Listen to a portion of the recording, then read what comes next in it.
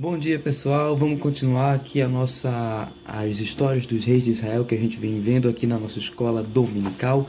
A gente vem vendo aqui as histórias reais, as histórias dos reis de Israel. A gente viu toda a história do primeiro rei, Saul, e a gente vem acompanhando a história de Davi. Na última aula, a gente viu que Saul, que era o rei, ele já sabia que por conta da sua desobediência, Deus levantaria um novo rei, ou seja, Saul perderia o seu reinado. E ele estava começando a desconfiar que Davi, aquele jovem que tinha derrotado o gigante, que estava se tornando cada vez mais popular no povo de Israel, ele seria o próximo rei de Israel. E aí Saul começou a ficar com muita inveja de Davi e começou a procurar várias oportunidades de matar, de tirar a vida de Davi. A gente viu inclusive aqui a história em que Davi teve que fugir. Ele fez lá um acordo com o seu melhor amigo Jonatas, que era ninguém mais ninguém menos do que o filho de Saul. E aí depois disso eles descobriram que Saul de fato queria matar Davi e ele teve que fugir. Davi teve que fugir. E aí a gente viu que na última aula, durante duas vezes, Davi teve a oportunidade de matar aquele que estava perseguindo ele, aquele que seria o seu maior inimigo, que seria exatamente o rei Saul, mas ele não fez isso. Ele decidiu não se vingar, mas ele perdoou Saul e esperou que no tempo certo Deus, que já havia prometido a ele que ele seria o próximo rei de Israel depois da morte de Saul, Deus iria agir da melhor forma, Deus iria vingar, Deus iria fazer a justiça, e não caberia a ele, Davi, agir contra Saul, que havia sido, de fato, ungido rei de Israel. E aí a gente chega na nossa aula de hoje. A nossa aula de hoje ela começa com Saul, rei de Israel, saindo para pelejar, saindo para lutar contra outros povos inimigos. O que é que acontece é que durante essa batalha, Saul, e não somente ele, mas também o seu filho, Jonatas, o melhor amigo de Davi, eles são derrotados e são mortos. E aí um rapaz que estava lá junto com eles pegou alguns pertences, alguns objetos que pertenciam a Saul e Jonatas e levou até Davi para dizer, para informar a Davi que Saul e o seu melhor amigo Jonatas haviam morrido. Davi, ele fica muito triste com aquilo porque ele amava Saul, mesmo sabendo que Saul estava perseguindo ele, e também porque ele amava Jonatas, que era o seu melhor amigo. Ele fica muito triste, ele chora, mas ele sabia que finalmente havia chegado o momento que Deus havia garantido e prometido a ele de se tornar o rei de Israel. É aí então que Davi é ungido rei de Israel. Lembra da unção, que é aquele momento em que pegam um óleo e derramam na cabeça da pessoa para simbolizar que a partir daquele momento Deus estaria com ele. Ele é ungido rei de Israel e ele passa a reinar sobre Israel, sobre todo o reino de Israel, sobre as 12 tribos. E aí, como primeiro grande feito como rei de Israel, Davi ele tem a ideia de conquistar a cidade que pertencia a um povo inimigo que ficava lá na terra de Canaã, que era a cidade dos Jebuseus, chamada a cidade de Jerusalém.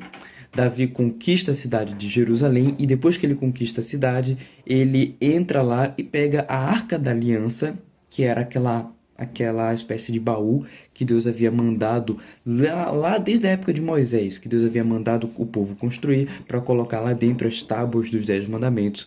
E aí Davi conquista a cidade de Jerusalém e entra e faz uma grande festa, entra na cidade trazendo a Arca da Aliança, como se ele estivesse dizendo que Deus, a partir daquele momento, estaria junto com ele reinando, né, ali em Jerusalém.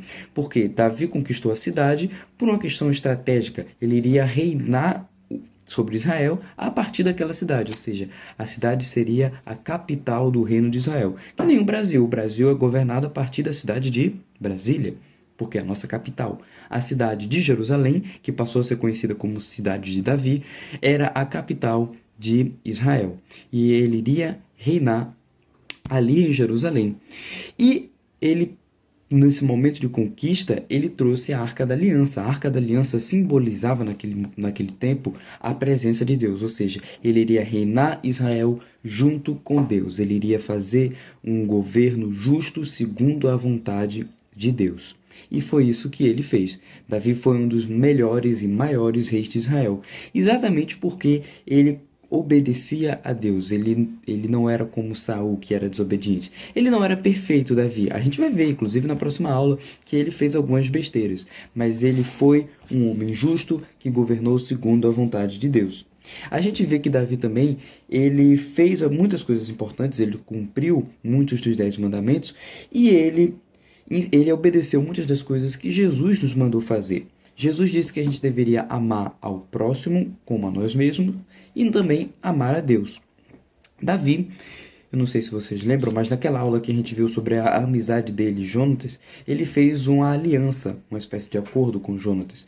E aí eles prometeram que um iria ajudar ao outro, um iria dar suporte, ajuda, não somente um ao outro, mas também à família de um dos outros. E aí, depois da morte de Jonatas, quando Davi já era rei, ele procurou saber se Jonatas tinha algum filho. E ele descobriu que Jonatas tinha sim um filho, um rapaz chamado Mefibosete, que era aleijado, ou seja, ele tinha um problema nas pernas, que ele não conseguia andar. E aí, Davi procura encontrar esse rapaz Mefibosete e acolhe ele como se ele fosse parte da família. Ele passa a morar junto do palácio. Davi pega todas as propriedades, todas as terras que pertenciam a Jonatas e Saul e dá a Mefibosete e convida ele a comer ali na sua mesa, comer na mesa do rei. Era uma grande honra que só cabia às pessoas mais importantes do reino. E ele fez aquilo ali, ele amou Mefibosete por conta da aliança que ele havia feito com Jonatas, o pai de Mefibosete, que tinha sido seu grande amigo. Então Davi, ele amou o seu próximo, Mefibosete, e também amou a Deus, porque ele conquistou a cidade e logo em seguida ele trouxe a Arca da Aliança, ele fez o povo adorar a Deus, ele escreveu salmos que a gente encontra na Bíblia e por meio deles o povo adorou a Deus. Então Davi, ele foi um bom rei, amou o próximo, amou a Deus e é assim que a gente tem que ser também. Tá bom, pessoal? É isso aí que a gente aprende nessa aula de hoje. Vamos orar para a gente finalizar? Senhor Deus e Pai, muito obrigado por mais essa aula. Obrigado, Senhor, pela história de Davi. Nos ajuda, Senhor, a sermos como ele, que amou ao seu próximo, que amou a Ti, Senhor. É o que eu te peço, em nome de Jesus. Amém. É isso aí, galera. Até a próxima.